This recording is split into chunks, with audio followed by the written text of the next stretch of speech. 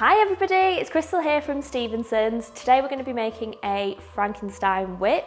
Here is everything that you'll need to make it, so let's get making. Oh wait, there's one thing missing. Let's get spooky. Whoa, spooky. Now we're ready to go.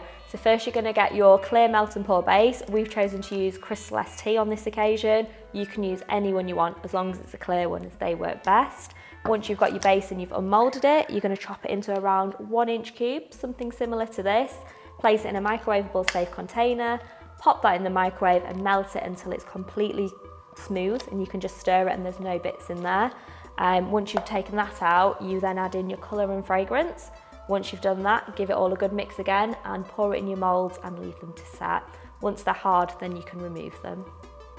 Now on to the next part of the recipe, Frankenstein's whip. So for this, we're going to be using Crystal OPC. Some of you may know this as foaming bath butter. It's different to our traditional melt and pours as you actually whip this one. So for this, we're just going to take an ice cream scoop and scoop it out.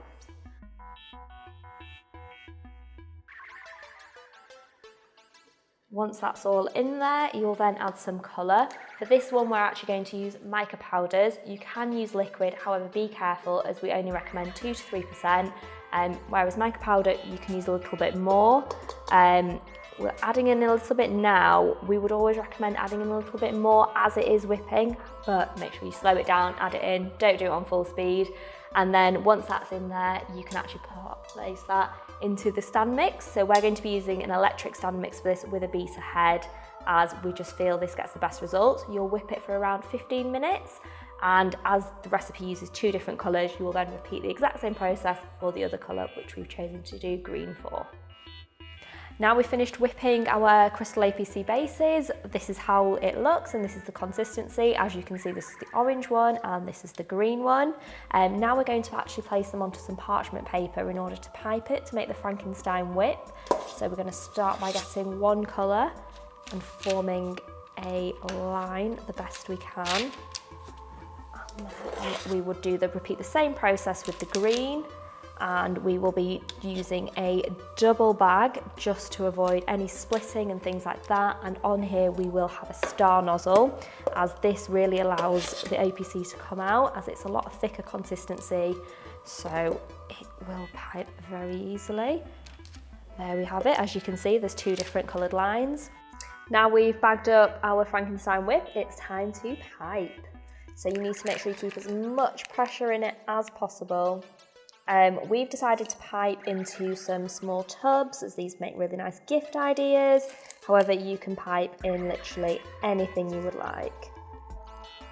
As you can see, both the colours are coming out and it makes a really nice orange and green Halloween.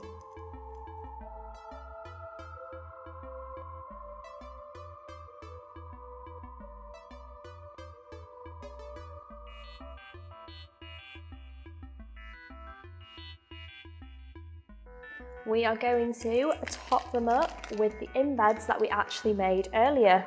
So now they've set, let's just take them out.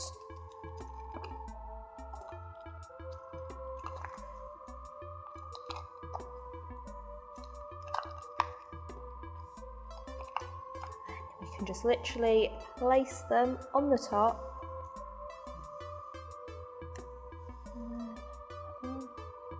Like that, and there you have it, Frankenstein's whip.